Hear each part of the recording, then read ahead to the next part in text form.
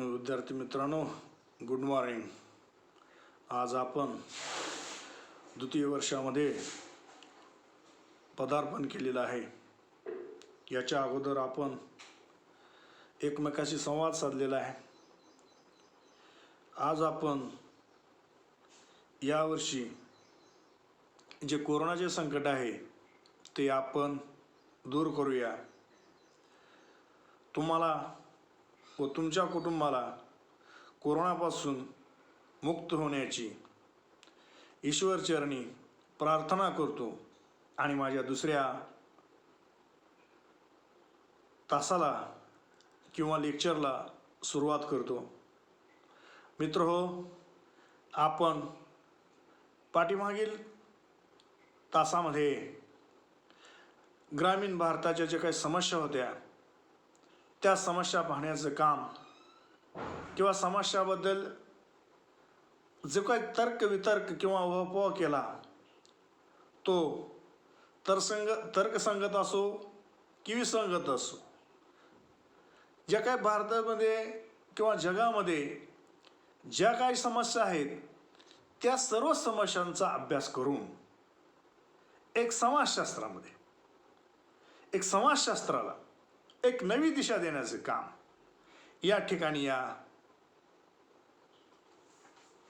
तासामध्ये किंवा व्यवस्थेमध्ये निर्माण होणार आहे. मला आठवतंय, आपण BA प्रथम वर्षाला असताना समाजशास्त्राचा अभ्यास करत असताना पहिला समाजशास्त्राचा पेपर होता समाजशास्त्र, व्यक्ती आणि समाज. समाजशास्त्र म्हणजे नेमकं काय? समाज, व्यक्ती आणि समाज ह्या वेगवेगळ्या 3 संकल्पना आहेत आणि त्या वेगवेगळ्या 3 संकल्पनाचा अभ्यास आपण BA प्रथम वर्षामध्ये केलेला आहे. मला वाटतं शेंडगे सर आहेत, लोंढे सर आहेत, या दोघांनी म्हणून तो पेपर घेतलेला आहे, आपला अभ्यास घेतलेला आहे, पिरियड पाहिलेले आहेत, झालेले आहेत आणि त्याची तुम्हाला कल्पना आहे. अभ्यासही तुमचा व्यवस्थित झालेला आहे आणि त्याबद्दल समाजशास्त्राची तुंबून माहिती, समाजशास्त्राबद्दलचं ज्ञान हे तुम्हाला झालेलं आहे असं मी गृहीत धरतो, असं समजतो. तुमचा अभ्यास पूर्ण झालेला आहे. परीक्षा दिली तुम्ही फर्स्ट इयरची, सेकंड इयरला आलात आणि दुसरा पेपर होता उपशाखीय समाजशास्त्र आणि भारतीय संमिश्र. उपशाखीयमध्ये कोणते कोणते प्रकार येतात? समाजशास्त्र आणि भारतीय संमिश्र म्हणजे भारतामध्ये संमिश्र काय असेल समाजाचा अभ्यास आपण यावेळेस केलेला आहे. मला एवढंच सांगायचं तुम्हाला, यावेळेस तुमची परीक्षा घ्यावायची नाही, तुमची बुद्धीची कसोटी घ्यावायची नाही, कारण की याची पहिली माहिती आपणास आहे आणि आपणास असल्यामुळे जास्त त्याच्याबद्दल वाकळ न करता समाजशास्त्र हे शास्त्राचा शास्त्रशुद्ध अभ्यास करणारे एक सामाजिक शास्त्र म्हणून 19व्या शतकात युरोपमध्ये सुरुवात झाली. तुम्ही म्हणता युरोपमध्ये सुरुवात झाली, मग भारतात झाली नाही का? तुम्ही तर पाठीमागच्या तासामध्ये सांगितलं की मानव जातीचा जन्म झाला त्यावेळेसपासून अभ्यासाला सुरुवात झाली हे मान्य. तरी आपण सांगतो आणि तरी आपण सांगत असताना, अभ्यासाला सुरुवात झाली हे माहीत असताना तुम्ही जर सांगत असाल की जर तुम्ही या गोष्टी या पूर्वप्रथम माहीत आहेत आणि भारतामध्ये जर सुरुवात झाली ही नंतर झाली, याच्या अगोदर जो समाजशास्त्राचा अभ्यास होता हा शास्त्रशुद्ध पद्धतीने नव्हता. आपण कुटुंबामध्ये जीवन जगत असताना किंवा समाजामध्ये जीवन जगत असताना जर मला तानाजी बोराडे नावच नसतं तर मी कशावर ओळखायचं हा तानाजी बोराडे?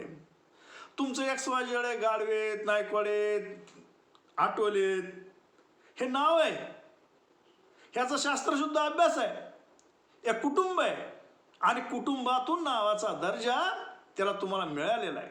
त्याच्यावर संस्कार घडलेत. जे संस्कार असतात त्या संस्कारामध्ये तुमच्यावर नाव ठेवण्याचा एक लहानपणी संस्कार असतो, तो घडलेला आहे. त्याप्रमाणे समाजशास्त्राचा अभ्यास करत असताना ही परिस्थिती निर्माण झालेली आहे आणि ती परिस्थिती निर्माण झाल्यानंतर तुम्हाला असं लक्षात आलं की भारतामध्ये त्याचा अभ्यास झाला नव्हता होता. भारत हा मूळ संस्थेत ज्या ठिकाणी जी काय त्यांची जी परिस्थिती होती ती प्रामुख्याने 19व्या शतकामध्ये औद्योगिक क्रांती युरोपमध्ये झाली आणि औद्योगिक क्रांती झाली त्याच्यामुळे त्या ठिकाणी राज्यक्रांती झाली. औद्योगिक क्रांती होणं आणि राज्यक्रांती होणं हे दोन्ही घटना युरोपमध्ये झाल्या आणि याचा साहजिकच समाजशास्त्रात औद्योगिकीकरणाचा विज्ञान परिणाम हा जास्त झाला. औद्योगिकीकरणाचा परिणाम का झाला याचा विचार करत असताना एक समाजशास्त्राला एक नवीन दिशा देण्याचं काम या काळामध्ये झालं असं सांगितलं गेलं. 14व्या व 18व्या शतकात अनुक्रमे जी व्यापारी क्रांती झाली व वैज्ञानिक क्रांती झाली त्याचं पुनर्जीवन करण्याचं काम या काळामध्ये झालं किंवा हा कालखंड समजला जातो. यामध्ये कला, वाङ्मय, संगीत, शिल्प, विज्ञान याचा समाजशास्त्र उदय होण्यास किंवा निर्मिती होण्यास याचा हातभार लावला गेला. 1450 ते 1800 व्यापारी क्रांती झाली व स्थिर व उदरनिर्वाहाची केंद्रित असणाऱ्या अर्थव्यवस्थेची अधिक गतिमान आणि जागतिक व्यवस्थेवर संबंध आला. पोर्तुगालीज, स्पेन, हॉलंड, इंग्लंड या युरोपियन देशांनी अर्थव्यवस्था आणि राजसत्ता प्रस्थापित करण्यासाठी प्रयत्न केले. त्यामुळे समाज विस्कळीत झालेला होता. आता लक्षात आलं मी काय म्हणतो ते विद्यार्थी मित्र. औद्योगिक क्रांतीमुळे त्या ठिकाणचं किंवा अर्थव्यवस्थेमुळे हा समाज वेगळा झाला होता. औद्योगिक क्रांती झाली, मानवाचं काम कमी झालं, त्या ठिकाणी औद्योगिक यंत्र आले, सामग्री आली, नवीन नवीन विचार आले, नवीन त्या ठिकाणी बदल होऊ लागले.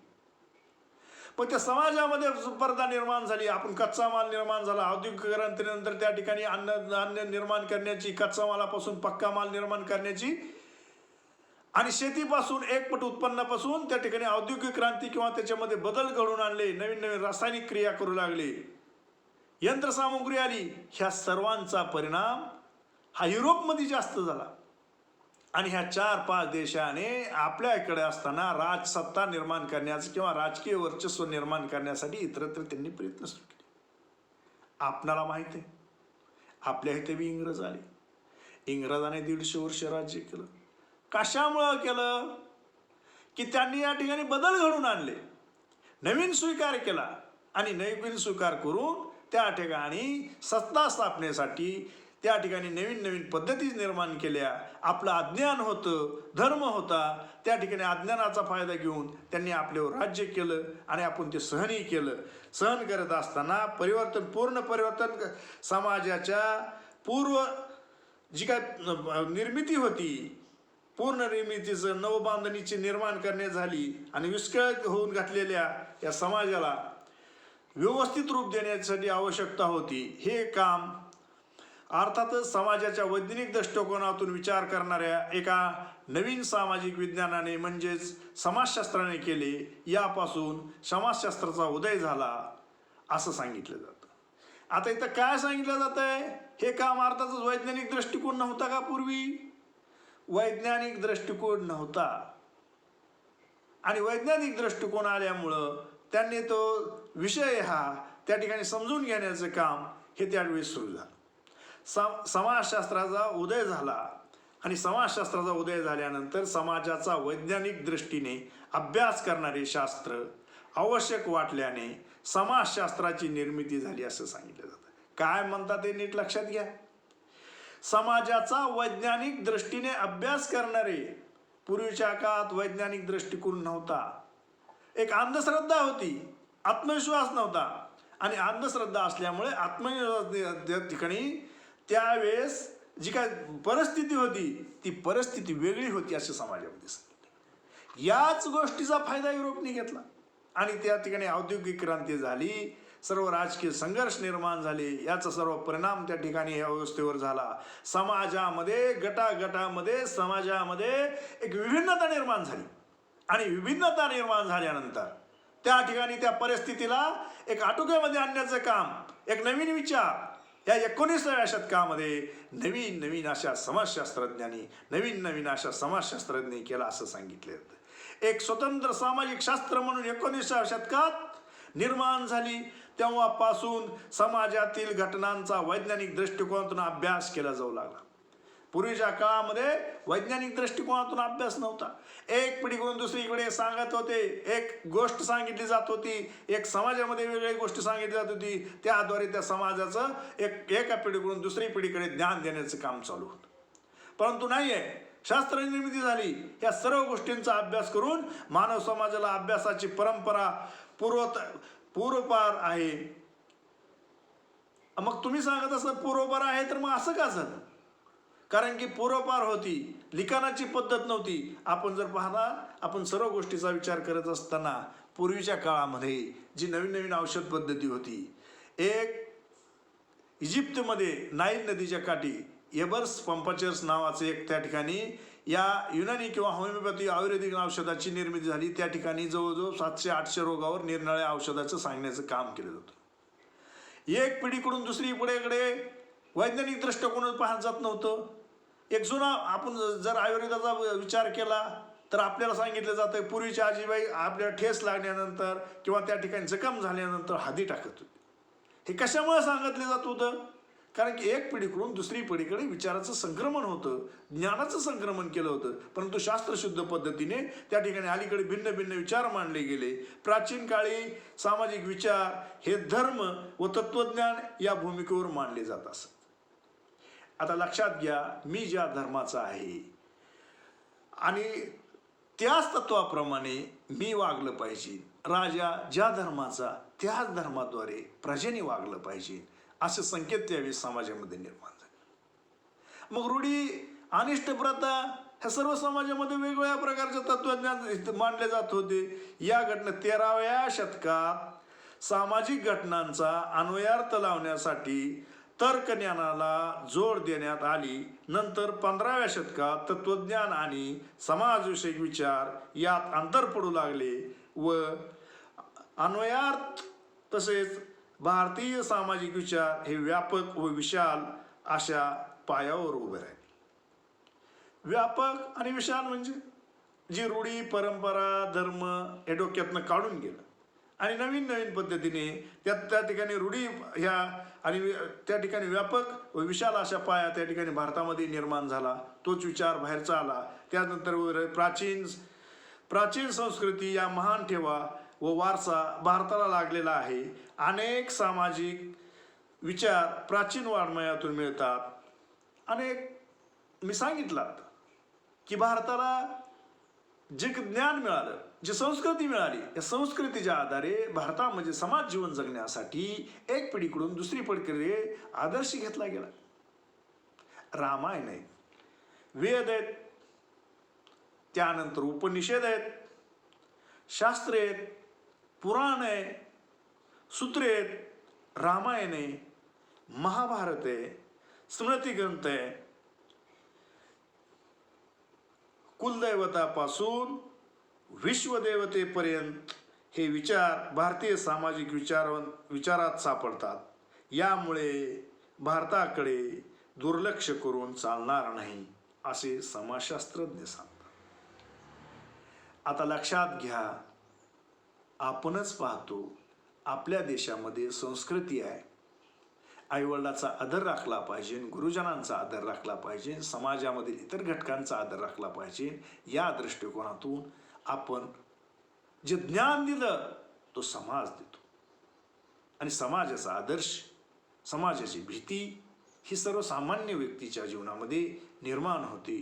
त्यामुळे जीवनाला शिस्त लागते आणि शिस्त लागल्यानंतर ह्या सर्व गोष्टीतून मला सांगायचा अर्थ एवढाच आहे की भारत ही त्या दृष्टीने कमी नव्हता. भारतामध्ये ही पूर्व परंपरा आहेत. या सर्व गोष्टी आपल्याला त्या ठिकाणी ज्ञात होत्या. त्यामुळे भारताकडे दुर्लक्ष करून चालत नाही. भारतामध्ये त्या सर्व गोष्टी निर्माण झाल्या हे सांगण्याचं काम त्या ठिकाणी इथे सांगितलं गेलं. उदाहरणार्थ आयुर्वेदाची निर्मिती पूर्वपार झाली. त्या ज्ञानाच्या आधारे आजही त्या ठिकाणी सर्व चालले गेलेलं आहे. या सर्व गोष्टी आपण जर पाहत असलो तर त्या ठिकाणी या समाजशास्त्राच्या उदयाची पार्श्वभूमी जी आहे ती पार्श्वभूमी पाहणे आपल्या दृष्टीने सर्वात महत्त्वाचे आहे असं मला वाटतं. अध्ययनाच्या या घटकात समाजशास्त्राचा उदय कसा झाला, त्या सामाजिक व बौद्धिक पार्श्वभूमी कोणत्या स्वरूपाच्या होत्या, त्यातील परस्पर संबंधाचे स्वरूप कसे होते याचा आढावा आपण घेणार आहोत. समाजशास्त्राचा उगम युरोप फ्रान्समध्ये झाला. त्यामुळे अर्थातच 18व्या व 19व्या शतकातील युरोपमधील सामाजिक बौद्धिक परिस्थितीचे आकलन करून घेणे क्रमप्राप्त आहे. जर त्यांची सामाजिक आर्थिक ही परिस्थिती आपण लक्षात नाही घेतली तर समाजशास्त्राचा उदय होण्यास किंवा उदय कसा झाला ही परिस्थिती आपल्यास किंवा लक्षात येण्यास थोडं कठीण जाईल. त्यामुळे हे क्रमप्राप्त बौद्धिक परिस्थितीचे आकलन करून हे क्रमप्राप्त आहे. तसेच 14व्या शतकात पासून ते समाजशास्त्राचा उदय होईपर्यंत सामाजिक विचाराचा जो विकास झाला, युरोपमध्ये सामाजिक विचाराचा प्रभाव समाजशास्त्राच्या उदयास कारणीभूत झाला, त्याचा मागोवा घेणे हे अधिक आवश्यक आहे. समाजशास्त्राच्या उदयाची पार्श्वभूमी लक्षात घेणे हे आपले प्रमुख उद्दिष्ट आहे. जर कोणत्याही गोष्टीची निर्मिती ही आपल्याला जर कळालीच नाही तर पुढे किती जरी सांगत बसला, मूळ पाया आपण जर घराची निर्मिती करत असताना पाया जर व्यवस्थित नसेल तर ते पुढील का स्लॅबबद्दलचं महत्त्व आपल्याला कळणारच नाही. त्याच्यामुळे पाया इतंभूत पाहिजे, पाया व्यवस्थित झाला पाहिजे. पाया जर व्यवस्थित असेल ते बिल्डिंग व्यवस्थित उभा राहू शकते, खचत नाही, पडत नाही, धोका नाही. भूकंप येऊन द्या, ऊन येऊन द्या, वारा येऊ द्या, पाऊस येऊ द्या, याची भीती राहत नाही. तसं समाजशास्त्राचं ज्ञान, समाजशास्त्र विषयाचं ज्ञान हे प्रथम झाल्याशिवाय, ही माहिती झाल्याशिवाय तुम्हाला पुढे जाता येणार नाही. त्या दृष्टिकोन समाजशास्त्राचा जनक संस्थापक कोण हे सर्व कळालं पाहिजे.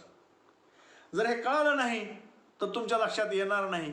त्या दृष्टिकोनातून समाजशास्त्राला खूप महत्त्वाचे स्थान निर्माण केले. सिद्धांत कुणी मांडले आपण पुढील घटकात पाहतो. बौद्धिक परिस्थिती अस्तित्व, त्या परिस्थितीची परस्पर संबंधाचा जो प्रभाव समाजशास्त्राच्या उदयावर कसा झाला हेही जाणून घेणे आवश्यक आहे.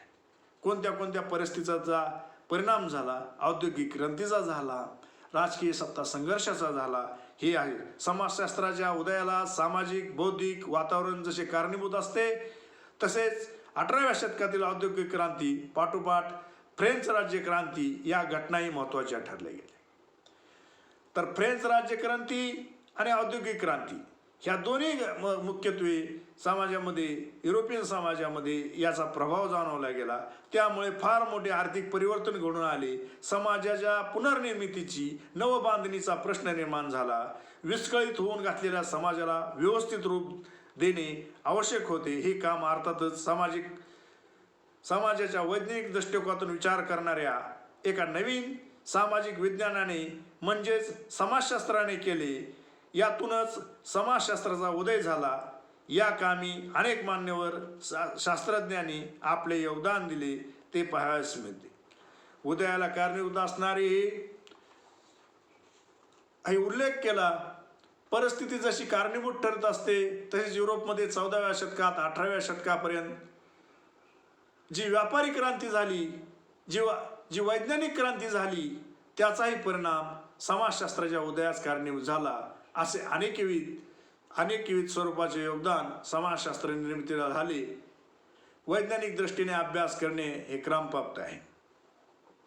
या सर्व गोष्टी आपण भारताबरोबर जगाचा अभ्यास करत आहोत आणि जगाचा अभ्यास करत असताना ह्या सर्व गोष्टीचं परिस्थितीची माहिती ही समाजशास्त्रज्ञाला झाली पाहिजे. या दृष्टिकोनातून समाजशास्त्राचा उदयाला फार महत्त्वाची किंमत आहे. एक स्वतंत्र सामाजिक शास्त्र म्हणून समाजशास्त्राचा 19व्या शतकात निर्माण झाली. तेव्हापासून वैज्ञानिक भूमिकेतून समाजातील घटनांचा अभ्यास केला जाऊ लागला. याचा अर्थ असा नाही की समाजाचा विचार त्यापूर्वी केलाच जात नव्हता. मानवी समाजाचा विचार करण्याची परंपरा पूर्वपार चालत आलेली असून त्यासंबंधी अनेक भिन्न भिन्न विचार अनेकांनी मांडलेले असल्याने दिसून येते. सामाजिक विचाराची समाज व समाजातील समस्या समजून घेण्याचा आणि त्या समाजापुढे मांडण्याचा प्रयत्न केला आहे. अर्थात अगदी प्राचीन काळी सामाजिक विचार व धर्म व तत्वज्ञान या भूमिकेमुळे मांडले जात असत. सामाजिक घटनांचे विश्लेषण करण्यासाठी धर्मशास्त्र व तत्वशास्त्र यांच्या माध्यमातून प्रामुख्याने समाज विचार प्रदर्शित केले जात असत. मानवी समाजाच्या समस्या सोडवण्यासाठी किंवा त्याचे स्वरूप स्पष्ट करण्यासाठी सामाजिक विचाराचा जन्म झाला. आपल्या भोवतालचा निसर्ग, भौतिक गोष्टी यांचे ज्ञान असे मानवाने करून घेण्यास सुरुवात केली, तशीच आपल्या भोवतालच्या समाजाची माहिती करून घेण्यास सुरुवात केली. यातून सामाजिक विचाराला चालना मिळाली. अर्थातच या सामाजिक विचारांना चालना मिळाली आणि सामाजिक विचाराचे स्वरूप काळानुसार बदलत गेल्यामुळे साधारणतः 13व्या शतकापर्यंत सामाजिक विचार बहुतांशी तत्वज्ञानाशी निगडीत होते. 13व्या शतकानंतर सामाजिक घटनांचा अन्वयार्थ लावण्याचा तर्कशास्त्राची जोड देण्यात आली. त्यानंतर 15व्या शतकामध्ये तत्वज्ञान आणि समाजविषयक विचार यात अंतर पडू लागले आणि सामाजिक घटनांचा अन्वयार्थ लावण्याचा कार्यकारण संबंधाची जोड देण्यात येऊ लागली. याप्रमाणे हळूहळू एक स्वतंत्र सामाजिक विकास होण्यास मदत झाली. साहजिकच समाजशास्त्राची निर्मिती लक्षात घेताना तिच्या मुळाशी जाऊन शोध घेणे, विचार परंपरा समजून घेणे आवश्यक आहे. समाजशास्त्राच्या विचाराची पार्श्वभूमी याकडे आपण जर पाहत असाल तर असे लक्षात येते की समाजशास्त्राची निर्मिती आणि एक स्वतंत्र शास्त्र म्हणून त्याचा विचार करीत असताना सर्वप्रथम सामाजिक विकासाचा एक प्रदीर्घ व स्वतंत्र अशी विचार परंपराचा विचारात घेणे आवश्यक आहे. अर्थात जे सामाजिक विचार भारतात आणि भारताबाहेर मांडले गेले त्याचे स्वरूप त्या समाजाप्रमाणे विभिन्न असलेले दिसते. त्यामुळे समाजशास्त्राची निर्मिती लक्षात घेता तिच्या मुळाशी जाऊन शोध घेणे आणि परंपरा समजून घेणे आवश्यक ठरते. समाजशास्त्राची निर्मिती जर युरोपमध्ये 19व्या शतकात झाली असली तर त्याची पाळेमुळे केवळ युरोपाच्या सामाजिक विचारात सापडत असे नाही, त्यासाठी भारतातील सामाजिक विचाराचा मागोवा घेणे आवश्यक असते. कारण भारतातील सामाजिक विचार हे व्यापक व विशाल अशा पायावर उभे आहेत. त्याचप्रमाणे प्राचीन काळातील सामाजिक विचार हे जागतिक स्तरावर मांडण्यात आले. त्याची पार्श्वभूमी समाजशास्त्राच्या उदयास तितकीच कारणीभूत असलेली दिसते. मध्ययुगीन काळात आणि 17व्या-18व्या शतकातील बौद्धिक, राजकीय, आर्थिक व सामाजिक क्षेत्रातील विविध घडामोडीमध्ये समाजशास्त्राच्या उदयाची बीजे रोवलेली पाहावयास मिळतात.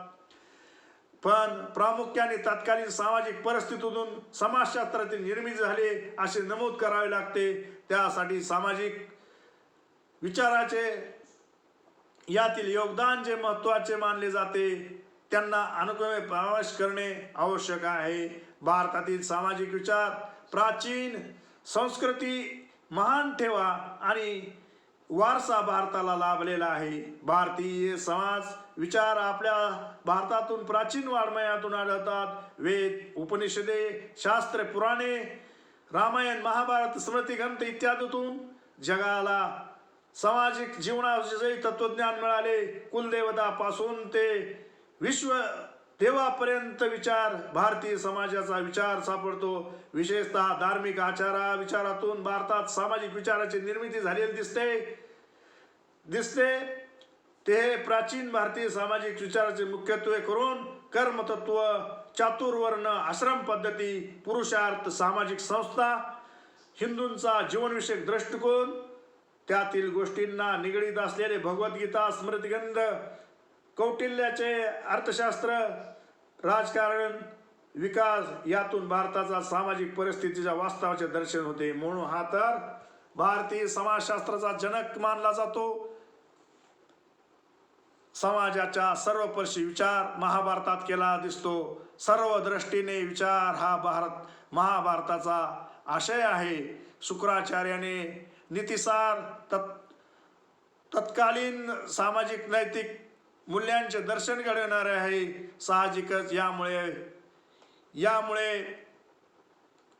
साहजिकच यामुळे भारतातील सामाजिक विचारांना एक व्यापक पाया विस्तारित बैठक दिसून येते. त्यामुळे समाजशास्त्रामागील परिस्थितीचा विचार करता भारतीय समाजाचे विकासाचे आणि विकारांचे जे काही योगदान दुर्लक्षित करता येणार नाही. त्यामुळे आपण जरी भारताची परिस्थिती पाहिली तरी ही वेगळी परिस्थिती आहे असं सांगितलं जातं.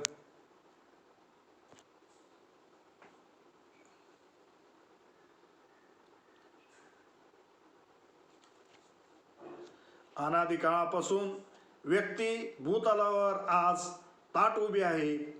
अनेक घडामोडीनंतरही तिचे अस्तित्व अबाधित आहे. पृथ्वीच्या प्रत्येक ठिकाणी व्यक्तीचे अस्तित्व दिसून येते. जेथे आहे तेथे व्यक्ती एकटी नाही, तिच्या बरोबर अनेकांचा सहवास आहे. सहवासातील घटक सुद्धा अनेक व्यक्ती तथा मानव आहेत.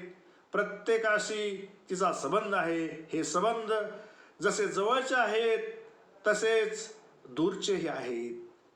काहीही असो, पण मानव व्यक्ती, मग ती स्त्री असो पुरुष असो, प्रत्येकाला एकमेकाच्या सहवासाची नितांत आवश्यकता असते.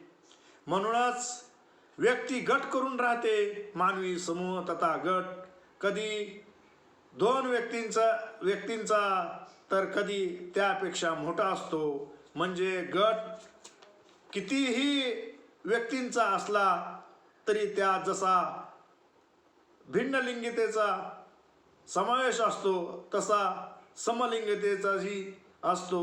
आदिम समाज व्यवस्थेत जरी व्यक्तीला नात्यात अर्थ स्पष्ट झालेला नव्हता तरी स्त्री पुरुषांच्या एकत्र गट करूनच राहत असत.